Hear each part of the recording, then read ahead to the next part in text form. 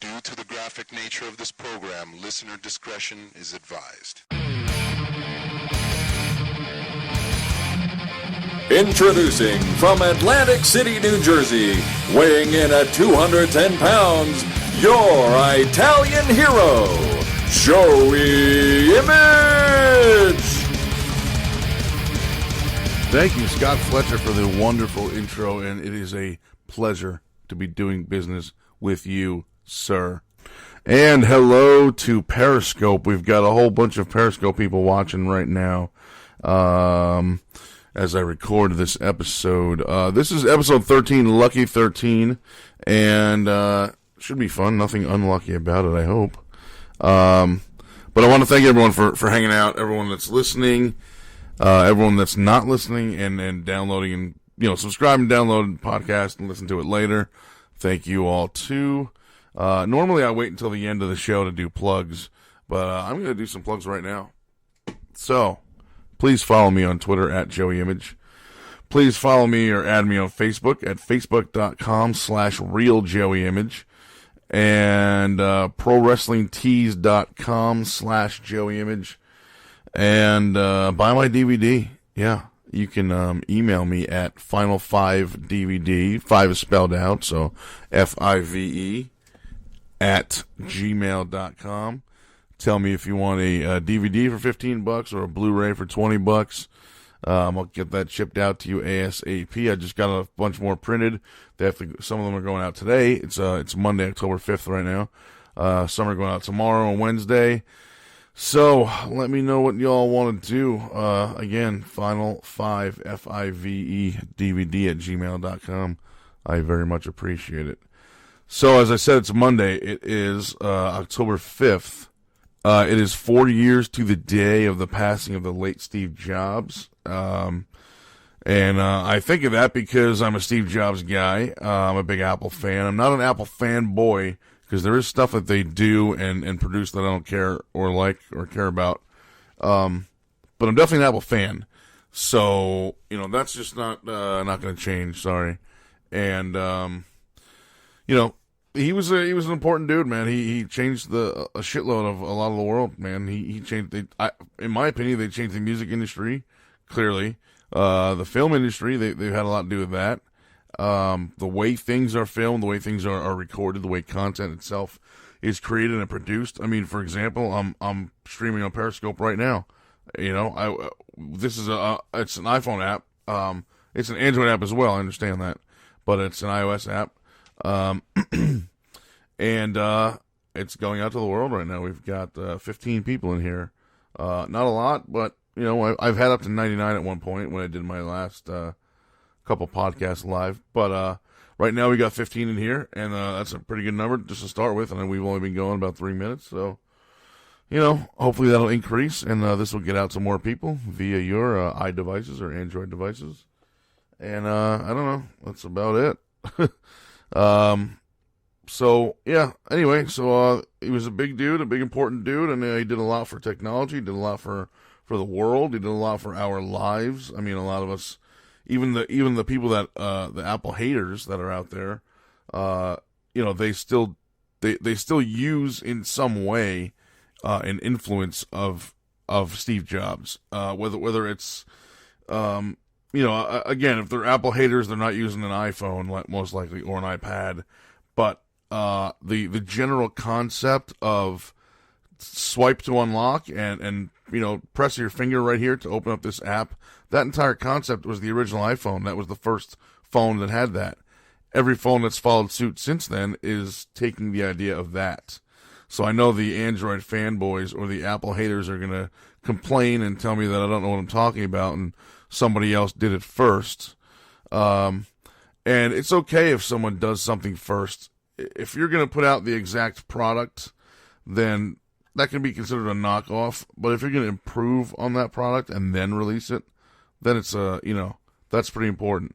And a lot of the a lot of the Apple haters, or even not Apple haters necessarily, but a lot of the fanboys, the Android fanboys, a lot of them always make it a point to say, hey, Apple or iPhone's getting this. Well, Android had that, 2 years ago. And who cares? It doesn't make it. Who cares? It's not relevant. So what you're saying is the first person to do that did it perfectly, so nobody else should try to improve on it, which makes no sense to me. I don't understand the whole hatred for Apple thing. I understand some people prefer one platform over the other, but iTunes is a worldwide thing. The iPod is a household name. Android Jelly Bean is not a household name. I can go downstairs to my elderly parents, my father who's 84, and my mother who's 73, and say, hey, Ma, do you have an iPod? And she'll know what that means. But if I say, do you have Android Jelly Bean? She won't have a clue.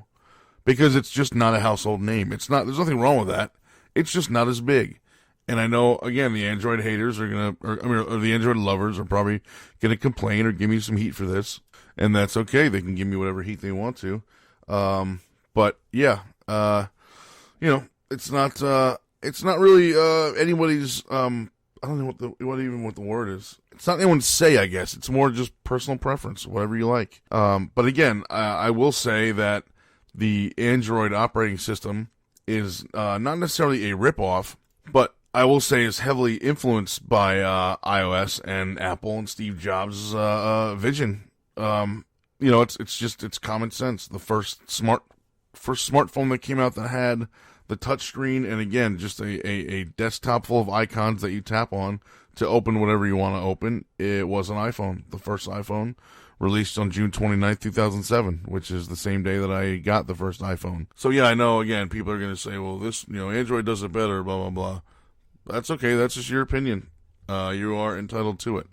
But the people that are saying that so-and-so did it first every time a new feature comes out or a new iPhone comes out, that's just irrelevant. Suppose Zenith made the first TV. Should LG never have made a TV then after that because Zenith already did it? I actually saw an article. Oh my God, this was great. A wrestling article I saw a couple of weeks ago. I forget what the topic was about, but it was something about so-and-so already did something, so why would so-and-so else already do this? Or why would so-and-so try? You know what? I'm going to pause for 2 seconds and go find that article, because now I want to talk about it. In the ring, in the air, out of control! WWF WrestleMania from NES! 8-man mayhem! Did you see that? Hulkamania, brother! Choose from 6 superstars! Unbelievable combat! No holds barred, anything goes action! It's a slugfest! 2 wrestlers in the ring, brother! Kick from anywhere! Total chaos! Punch in 2 directions! Complete mayhem! Run at your opponent! Amazing! Spinorama! WWF WrestleMania for NES! I inject steroids into my balls, brother! Alright, I found the article I was looking for. I'm not going to give the author's name or the article title or anything like that because, honestly, I don't want to give this publicity. But it's essentially, it's saying that, it's basically about independent wrestling. It's saying that independent wrestling companies should not try to be WWE every month on their shows, which I agree with that sentiment, but there's a big part of this article that just doesn't make sense to me.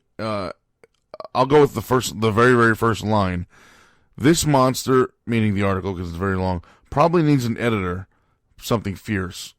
I hate that stupid phrase, something fierce. It's not even, it's just thrown into a sentence as if it makes sense. But it says, this monster probably needs an editor, something fierce, but you all respond well when I dump a bunch of thoughts out there, blah, blah, blah. All right, irrelevant. But the point is, what reputable news, quote unquote, news outlet is going to release an article without it first being looked at by an editor or a copywriter or something like that? Something that can say, hey, this word is out of place, or this, there's no punctuation in this sentence, or this is a run-on. Like, honestly, I don't fancy myself a writer, but when I do write my blogs and stuff like that, even a Facebook post or a tweet, I always edit and read it back to myself, proofread it first. So I don't really understand. Like, I don't get that part. But this is basically talking about independent companies should not try to be WrestleMania every single month. And I understand that. Or every event, I should say, regardless if it's every month or not. And I understand that, and that I agree with. But there's just a lot of stuff in here that doesn't really make sense, or just sounds like, well, this guy just wants to complain, he's bitter. My problem with this article is the last line, which says, and I'm quoting word for word, I'm reading this, What's the damn point in doing something if someone else has already done it? I'm not sure if that, I can't point out how asinine of a fucking sentence that is. I shouldn't wear clothes because someone else already did it before me? Or should I not cut my hair? Should I not do this podcast because other people have done podcasts before me? I said earlier, if Zenith made the first television, then should LG not make TVs because someone has already done it? I mean, where the fuck is the logic in that statement? Like, what this is saying is, accept the first edition of everything and don't ever try to improve. That's what that's saying. Unless it's your own product that you created first. It's just the stupidest thing I've ever heard. What's the point in doing something if someone has already done it? What's the point in this guy writing this article? Someone else has already written articles. It's just so stupid. I don't understand that I don't see the logic behind that sentence, or that statement, I should say, or that question, if it's even a real question. I don't know if that's a real question, but I just don't see the logic behind it. But enough complaining. Let's get on to everybody's weekend. How was your weekend? What did you do? Yeah, you over there on the left, sitting there listening in your car. What did you do this weekend? How did it go? I know what I did. I had my 20-year high school reunion, and you know what? Before I get to that, let me get to last weekend, or the weekend before, I should say, because I mentioned it like 3 times in this podcast that I did a whole lot of stuff, and then I never actually talked about it. And somebody tweeted me and said, "So, what about that thing? What about that story you were going to tell, or something from last weekend, or whatever? It was something, or the tale you had to tell, something like that." So let me go back to about 2 weekends ago. I guess it was. My girlfriend and I went to Comic-Con in Newark, New Jersey.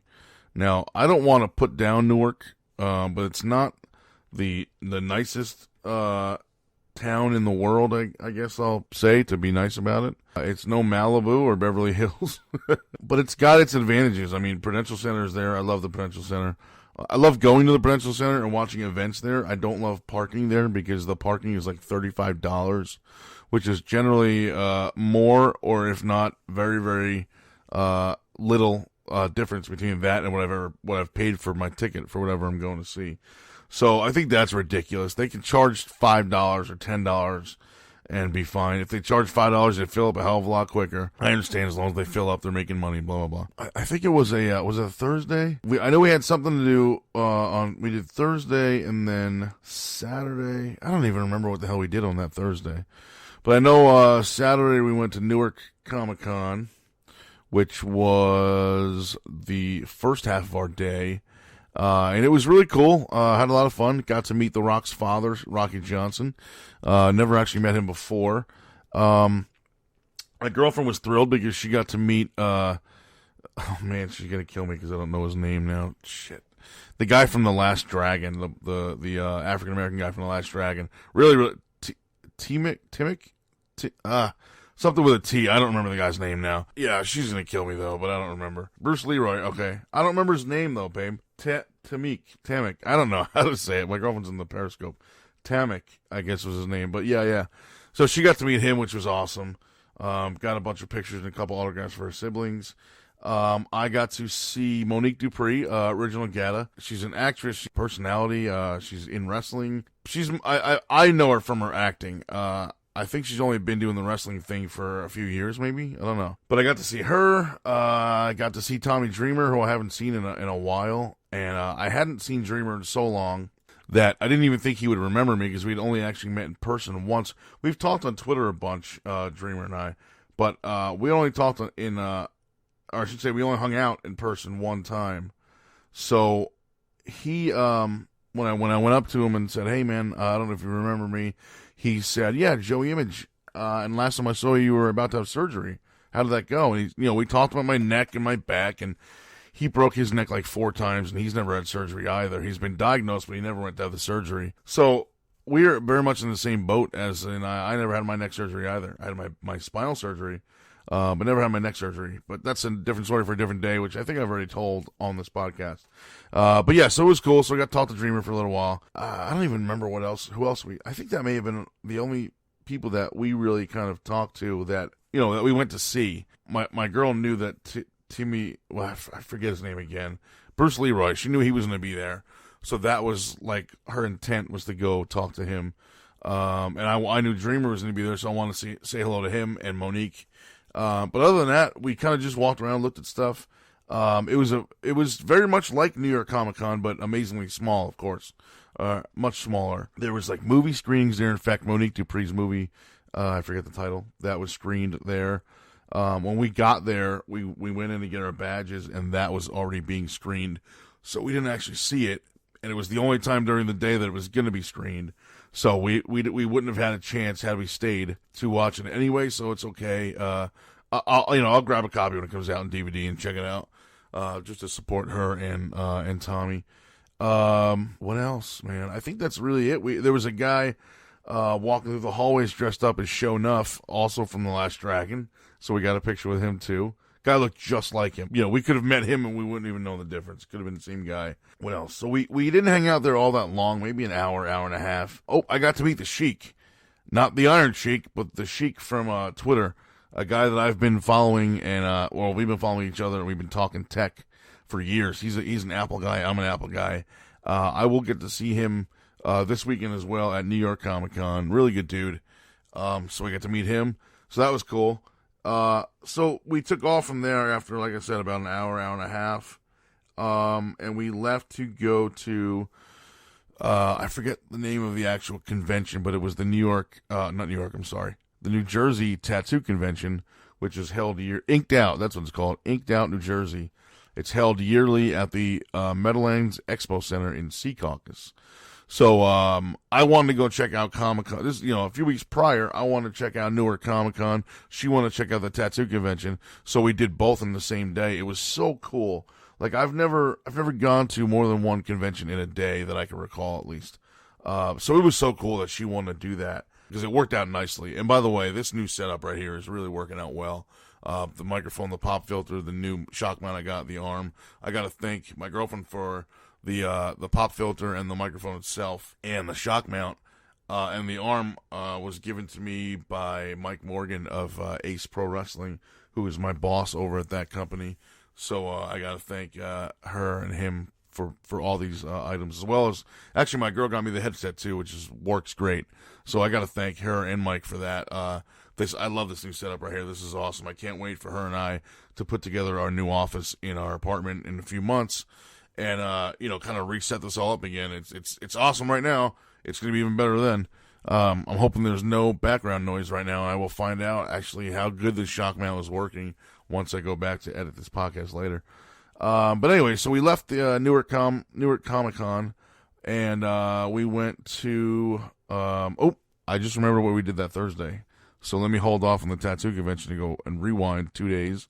Thursday night we went to Levity Live, which is a comedy club in the Palisades Center Mall, 20 minutes from my house. And we went there to see Chris Porter. Jesus. I've seen the guy's stand up on Netflix like 3 times. I get his name wrong. We went to see Chris Porter. I ended up meeting another guy, Greg Stone, who's another stand up comedian, who was awesome. I wore a Hulk Hogan Andre the Giant shirt. So on the shirt is just a black and white picture of Hogan looking at Andre, the one that was on the WrestleMania 3 poster and cover art for the box for the VHS and for the box for the DVD. So I wore that shirt, and me and my girlfriend were sitting in the front row, and he pointed out the shirt. Oh, I love that shirt, man. And he did the Ric Flair woo, and then people in the crowd started doing it. So anytime he did it, he would go, "Yeah, Ric Flair." So I was like, "Oh, this guy must be a wrestling fan." So I'm gonna talk to him. So after the show's over, me and my girl go up, and I was like, "Hey, I want to grab a picture with this guy." She's like, "Okay, cool." So we go up there, and I go, "Hey, man, your set was awesome." He didn't really do a full set. He was the MC or the host. So he would come out and do a couple jokes and then introduce the next act. So he came out and did that. And I was like, "Man, your stuff was awesome. It was hilarious." And he's like, "Oh, I dig that shirt. I'm a wrestling fan." And I'm like, "Really?" I'm like, "I'm an independent wrestler." And we started talking about wrestling. And it turns out we actually have mutual friends in the business. His father, I actually don't remember if it was his father or his father's brother, which would obviously be his uncle, was a promoter from New Jersey, a guy that I never met. He passed away before I got started, but I definitely recognize his name, and a lot of people recognize his name from from the ECW DVD. Actually, the incident when Shane Douglas threw down the ECW, threw down the NWA title belt and took the ECW belt in his hand and proclaimed himself the ECW champion. I'm not going to mention the guy's name because the comedian Greg Stone, he didn't even want to say it, so I'm not going to mention it. But he was like, I don't know if people like him. I know that he had some heat, so I don't even want to mention his name, but his name is blah blah. I said, oh man, I know who he is. Like I've known of him for a long time. So that was cool. And then after that, we got to meet Chris Porter himself. The show was kind of weird. Like, it wasn't fast paced. It was very like, he would tell a joke and then wait like 2 minutes in between each line, where he would like stop and kind of look around at the crowd. It wasn't the typical crowd, and he's never been here, and there were a lot of people here that didn't seem very familiar with him. He does have a special on Netflix. I don't remember what it's called, but his name is Chris Porter. Just search it. It's one of the funniest stand-up shows you will find on Netflix. Really, really just great stuff. So we got to hang out with him afterwards. It was cool. Took a quick picture. The guy's like 6'6", and I'm 5'8", and I just felt so short next to him. So I actually stood in a booth. The venue Levity Live is got the stage in front and then a million tables, and it's like a restaurant. Quick trivia note: I actually did autographs at that place twice for Pro Wrestling Syndicate 1,000 years ago.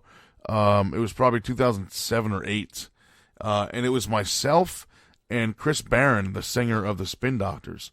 We did it 2 different times. Chris did a live acoustic show, and then after he was done, we did autographs. It was really, really cool. First of all, to meet the guy, because I dig the Pocket Full of Kryptonite album. So it was cool to just meet him, and now we follow each other on Twitter, which is cool. I don't know if he remembers me and followed me because of that, or if he randomly saw someone he follows that retweeted me, and so I ended up in his timeline. I really don't understand how that even happened, but I'm happy he did. He's a cool dude. Anyway, that was Levity Live. Again, Chris Porter, look him up on Netflix. He was awesome. Greg Stone, I don't know if he's got anything on Netflix, but I know he's got some stuff on YouTube. So he was awesome too. So what else? So that was the Thursday night.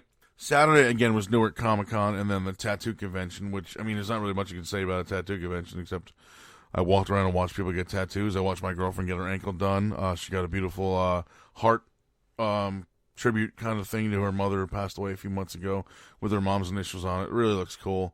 And I know she wants to get her shoulder touched up eventually and maybe add some color to that. And I saw my buddy Christian, who I know, Christian Massot. I know him for years, actually. He did one of my tattoos. I think he did the cross flags. So I got to see him. I got to finally meet Tara Batone, who's someone I've been following on Twitter, who's been following me as well for, like 5 or 6 years now. She used to live in Brooklyn. Now she lives in Florida. She's a big tattoo fan. She's got a bunch of ink. And Christian also does her stuff. Christian does my stuff as well. So he actually did 2 of mine. I don't remember what 2. I know the cross flags, I think, was one of them. And I don't remember what else. Maybe the back of my neck. I don't know. I don't remember. Or the top of my back. It's not really the back of my neck, but you know what I mean. So I got to meet her finally, took a picture with her. She was cool. Like I said, she moved to Florida, so she was only in for a few days just to kind of see him and go to the convention and get stuff done. So then after that, I don't know, we did Buffalo Wild Wings for dinner that day, which I love, man. That place is awesome. They do these boneless wings, right? And they do small order, medium order, large order, and they claim that the amount of wings you get in small, medium, and large is 5, 10, and 15.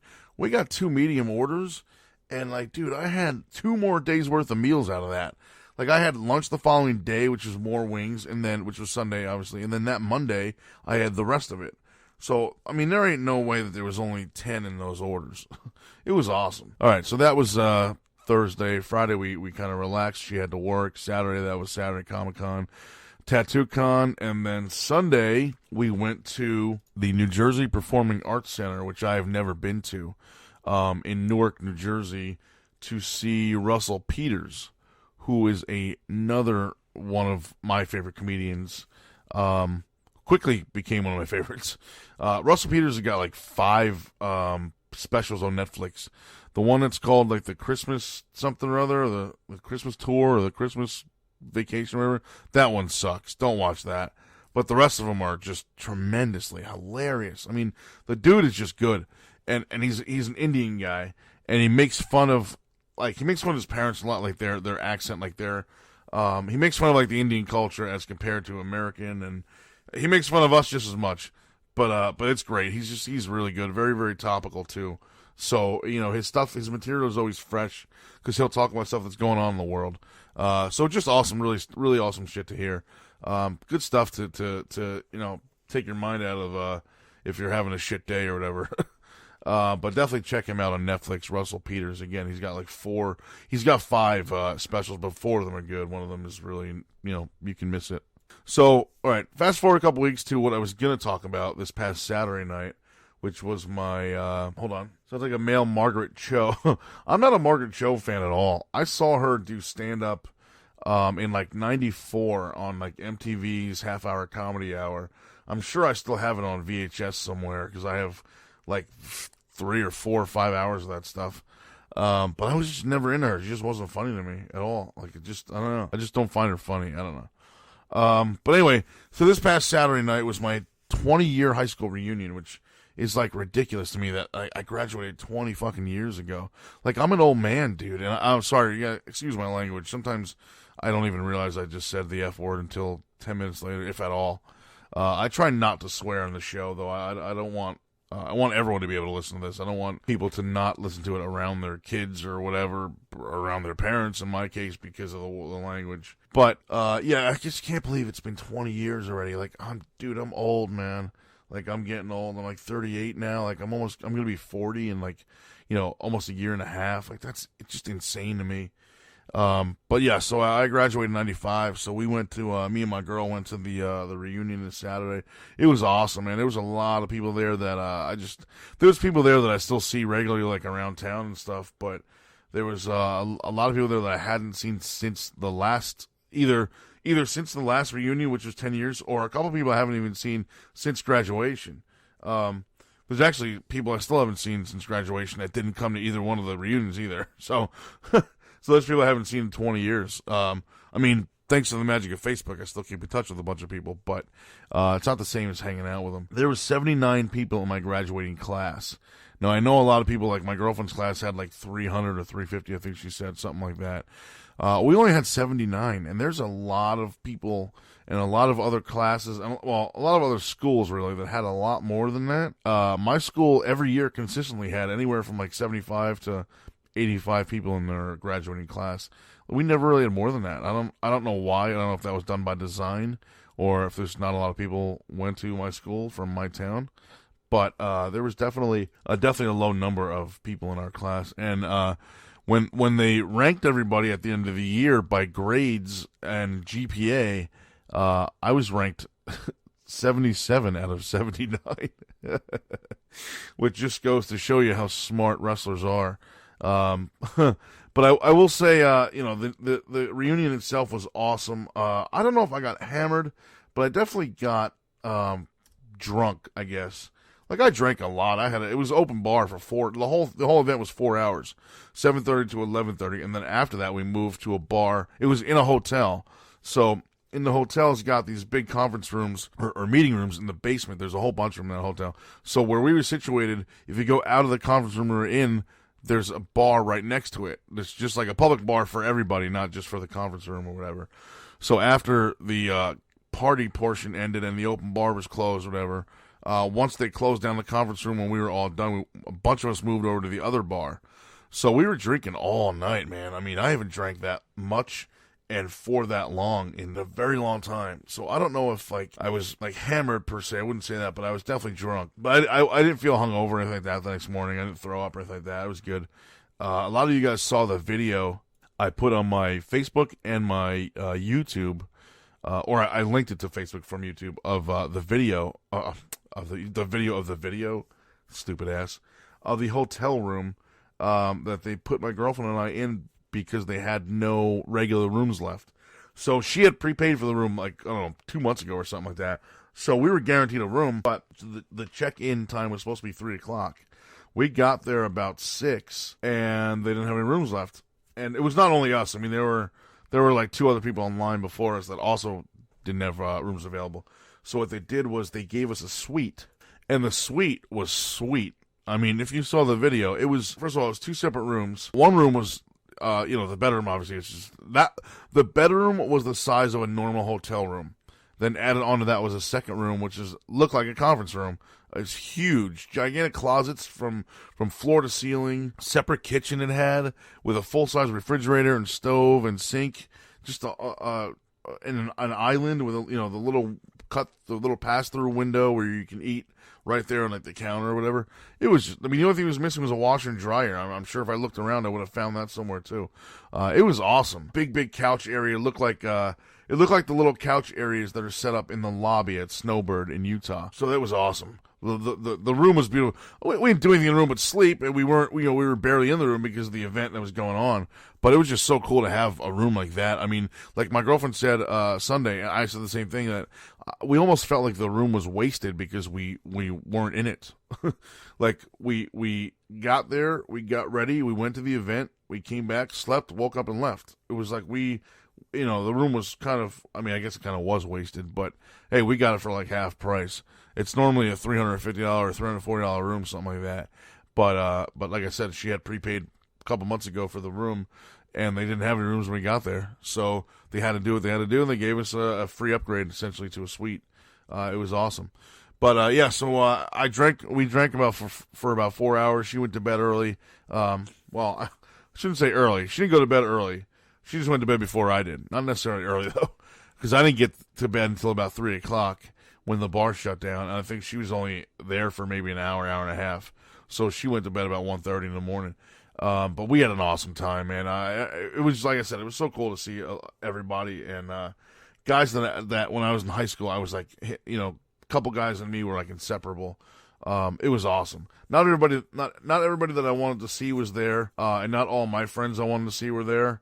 But it was still a terrific night, and I'm looking forward to the next one, whenever the hell that's going to be. Another 10 years from now, maybe 30 year. I don't know. We'll see. But I guess I'm probably going to wrap this up right now. I'm sure I've bored you guys long enough, and we're going on like almost 40 minutes here. So I'm sure I've bored you guys enough, but I want to thank you all for listening. And again, as I said earlier, thank you for downloading and subscribing to this. You can find me on iTunes. Just search for That Image Guy. You can find me on SoundCloud. Search for That Image Guy. You can find me on YouTube.com/JoeyImage. The podcast is uploaded there as well. I just do a quick video intro, and then it's just me talking. So maybe weird to listen to a podcast via a video, primarily a video site like YouTube. But for those of you that don't use iTunes, you can do it that way. And I don't have like an RSS. Actually, I guess I wonder if I could use an RSS. Yeah, any tech people, if you know the answer to this question, please let me know. But if I can use an RSS feed just in like any sort of podcasting app, I have an iPhone, so I use the standard Apple podcast app. But if you're an Android, or if you're on a Windows phone, or God forbid a BlackBerry, can you plug in my RSS feed link into any podcasting program or podcasting app, and it will just download it? Like, you can subscribe and download that way. Or do you have to like manually go to like SoundCloud and listen to it through the app, through their app or whatever? So anybody in tech, if you can let me know that, because I want to get this out to as many people as possible. And if I need just the raw RSS link to do that, then I'll just do that. For Android people or Windows Phone people, I don't know a lot of people with a BlackBerry. Paul Heyman is probably the only guy I know that's got a BlackBerry still. But anyway, thanks y'all for listening. I will talk to you soon. I'm sure I'm going to try to do a second episode later in the week. For the 1640 guys on Friday. Look them up also, 1640 PWPR, Pro Wrestling Podcast Radio, PWPR. And I'm going to plug everything again, so follow me on Twitter, Facebook.com/RealJoeyImage. Go to thatimageguy.com. You can find all my links on there. ProWrestlingTees.com/JoeyImage. Final5DVD@gmail.com. And again, it's Final, Five, spelled out, at gmail.com, because or Final 5 DVD, I should say, at gmail.com. Because the T-shirts and the DVDs are my only income right now. So hit me up there, please. Buy whatever you can. Buy my shirts. I have a couple of new shirt designs in mind, but I don't know when I'm gonna be able to release them or even get them made. But anyway, thanks for listening, y'all, and I will talk to you soon. Thank you.